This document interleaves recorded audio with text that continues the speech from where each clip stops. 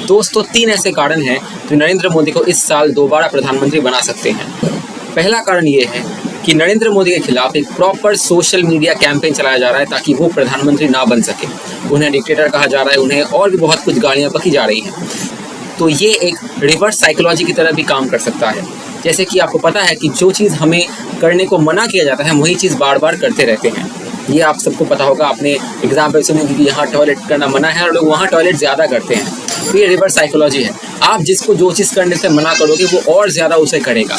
तो अगर आप लगातार नरेंद्र मोदी के खिलाफ एक सोशल मीडिया कैंपेन चलाते रहोगे जहाँ पे वो आप कहोगे कि वो डिक्टेटर है, वो गंदा है, वो ये है, वो वगैरह वगैरह, तो इससे क्या होगा, लोगों के मन में ये थॉट आ सकती है कि ये ज़रूर पैसा खा के बैठा हुआ है, वरना इतने सालों तक इसने इस तरीके से कभी लगातार ऐसे वीडियोस नहीं बनाए, तो क्यों वापस इलेक्शन के टाइम में आके लगातार ये ऐसे वीडियोस बनाया जा रहा है। और बाकी जो भी इसकी टॉपिक्स हैं जो ये पहले एक्सप्लोर किया करता था, उन टॉपिक्स को वो छोड़ चुका है, ऐसा क्यों है। तो लोगों के मन में ये थॉट आएगी और फिर लोगों को ये पता चल ही जाएगा कि आप पैसा खा के बैठ गए हो। इसका मतलब ये गारंटी है कि बाहर से कोई फंडिंग आपको ज़रूर मिल रही है। यहाँ यानी कि कह सकते हो कि फॉरेन मीडिया के जो आर्टिकल्स हैं और कुछ यूट्यूबर्स का जो कहना है, इन दोनों का जो डायलॉग है वो सेम है। वो भी मोदी को डिक्टेटर कह रहे हैं, ये भी कह रहे हैं, वो भी कह रहा है कि इंडिया में डेमोक्रेसी खतरे में है और ये लोग भी कह रहे हैं। तो आप मेरी बातें समझ सकते हो। जिस तरीके से फॉरेन मीडिया लगातार ये कहती है कि इंडिया में डेमोक्रेसी खतरे में है, ठीक उसी तरीके से वो यूट्यूबर भी ये लगातार कहे जा रहा है कि इंडिया में डेमोक्रेसी खतरे में है। तो इसका मतलब साफ है कि फॉरेन फंडिंग हो रही है। यहाँ तक कि हमारे यहाँ पे कई सारे रिपोर्ट्स ऐसी भी पब्लिश हुई हैं जिसमें ये दावा किया गया है कि इस बार इंडिया के इलेक्शंस को चाइना और कुछ वेस्टर्न पावर्स इंटरफेयर करके उसे इन्फ्लुएंस करवाना चाहते हैं। और अब वो इन्फ्लुएंस कैसे करेंगे, वो डायरेक्ट यहाँ पे इलेक्शन में पार्ट तो हो नहीं सकते, इसलिए वो किसी तरीके से लोगों के ब्रेन वॉश करके उनका इलेक्शंस को डाइवर्ट करने की कोशिश कर रहे हैं। अगर आपको किसी डेमोक्रेसी में इलेक्शंस को इंटरफेयर करवाना है तो आपको लोगों के दिमाग के साथ खेलना पड़ेगा। कुछ बड़े यूट्यूबर्स, कुछ बड़े नाम के साथ, कुछ बड़े नामों को आपके अपने पास रखना पड़ेगा जिनके ज़रिए आपको लोगों के दिमाग को ब्रेन वॉश करना पड़ेगा। तो जो व्हाट्सएप यूनिवर्सिटी और ब्रेन वॉश के इतने बड़े बड़े लेक्चर्स ये लोग देते हैं, वो लोग भी वही काम कर रहे हैं। Tell me something, brainwash का मतलब क्या है? ब्रेन वॉश का मतलब यह है कि मेरा जो विचारधारा है वो मैं किसी तरीके से आपके दिमाग में फीड कर दूं और आपको ये सोचने में मजबूर कर दूं कि मैं जो कह रहा हूँ वो सही है और उसी को आपको सपोर्ट करना चाहिए। इसे कहते हैं ब्रेन वॉश करना। तो जिस तरीके से राइट विंगर लोगों का ब्रेन वॉश करते हैं, उस तरीके से भी लेफ्ट विंगर, जिसमें से वो कुछ चुनिंदा यूट्यूबर्स जिसका नाम आप सबको पता है, वो भी आपका ब्रेन वॉश ही कर रहे हैं।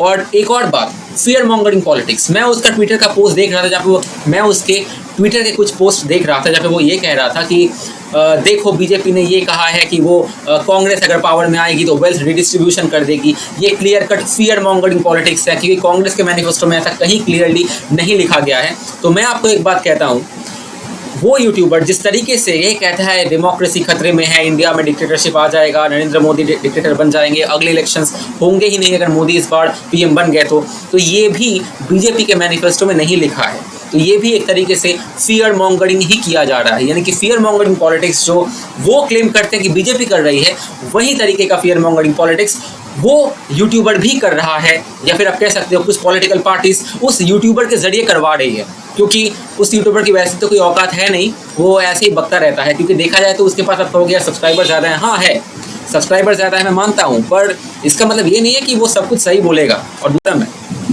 अब आते हैं अगले पॉइंट पे। दूसरा फैक्टर ये है कि नरेंद्र मोदी का चैरिस्मा, आप कुछ भी कहो, ये मानो या ना मानो, इस समय पूरे वर्ल्ड में नरेंद्र मोदी की एक डोमिनेंस है।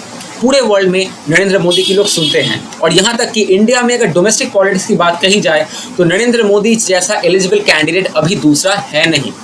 अगर आप कहोगे नरेंद्र मोदी अगर पीएम नहीं है तो वो कौन, लोगों के दिमाग में वोट देते वक्त ये स्ट्राइक ज़रूर करेगा कि अगर नरेंद्र मोदी प्राइम मिनिस्टर नहीं बनेंगे तो दूसरा कौन बन सकता है। ऑपोजिशन में ऐसा कौन सा चेहरा है जिसके ऊपर लोग भरोसा कर सकते हैं? मैं कहता हूँ कोई भी चेहरा नहीं है। लोगों के दिमाग में इस वक्त सिर्फ एक ही चेहरा है एज अ पीएम, वो है नरेंद्र मोदी। जैसे कि 2014 में कांग्रेस की सरकार जब गिरी थी, उस समय लोगों के दिमाग में एक चेहरा आ गया था कि हाँ, मोदी एक ऑल्टरनेटिव बन सकता है मनमोहन सिंह के लिए।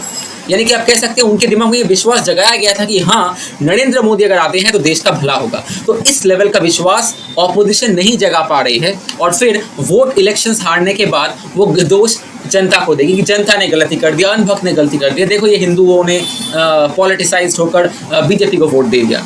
आपने हमें कोई बेटर ऑल्टरनेटिव दिया ही नहीं। मैं ये नहीं कहता कि बीजेपी अच्छी पार्टी है या कांग्रेस अच्छी पार्टी है, मैं ये नहीं कहता।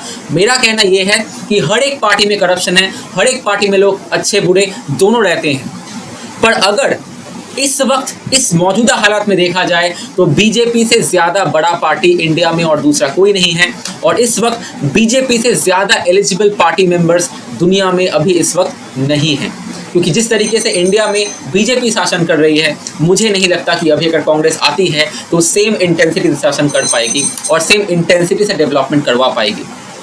क्योंकि दुनिया उसी की सुनता है जिस देश में पॉलिटिकल स्टेबिलिटी हो, जो कि इंडिया में इस वक्त पॉलिटिकल स्टेबिलिटी है।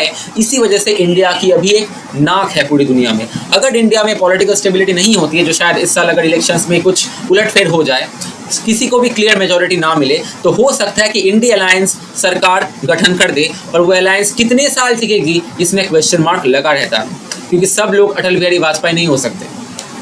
तीसरा फैक्टर ये है कि नरेंद्र मोदी का काम, अगर आप देखो वाकई में इंडिया में इंफ्रास्ट्रक्चर डेवलपमेंट हुआ है। मैं मानता हूँ बहुत कुछ करना बाकी है, पर डेवलपमेंट तो हुआ है, और वो इस डेवलपमेंट को अच्छे से प्रचार भी कर सकते हैं। और सबसे बड़ी बात है कि बीजेपी के पास एक बहुत ज़्यादा और स्ट्रॉन्ग फंड है, और बीजेपी दुनिया की सबसे ज़्यादा अमीर पॉलिटिकल पार्टी है, जिसकी वजह से बीजेपी के पास इतना ज़्यादा फंड है कि वो किसी भी इलेक्शन को स्मूथली लड़ सकती है as compared to other political parties. जैसे कि वो यूट्यूबर है जो कि आप जिसको मानते हो, वो यूट्यूबर जब कुछ कहता है तो लोग सुनते हैं, उसके व्यूज़ आते हैं, because he has money, he has followers. मेरे पास फॉलोअर्स नहीं है, ना उतना पैसा है, तो मैं उसके साथ इस वक्त कम्पीट नहीं कर सकता। ठीक उसी तरीके से जो इंडिया अलायंस है इस वक्त बीजेपी के साथ उस लेवल तक कम्पीट नहीं कर सकती, क्योंकि बीजेपी के पास काफ़ी ज़्यादा पैसा और फॉलोअर्स इस वक्त है as compared to India alliance. तो ये थे 3 फैक्टर्स जो कि शायद इस बार बीजेपी को वापस सरकार में ला सकती है और नरेंद्र मोदी वापस प्राइम मिनिस्टर बन सकते हैं। Choose your government wisely. आपका अपना वोट है, ये आपका अपना अधिकार है। किसको आपको वोट देना है ये किसी और को डिसाइड ना करने दें।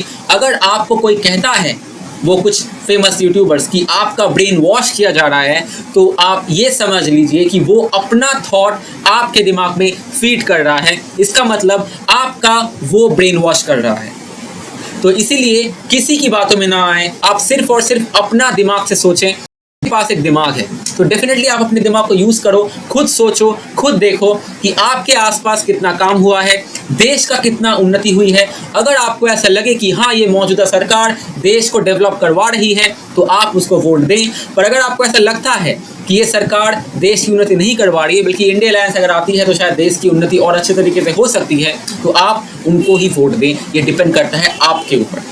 दैट्स ऑल फॉर टुडे, और मिलते हैं अगले वीडियो में किसी अगले एपिसोड के साथ। तब तक के लिए जय हिंद, जय भारत, वंदे मातरम।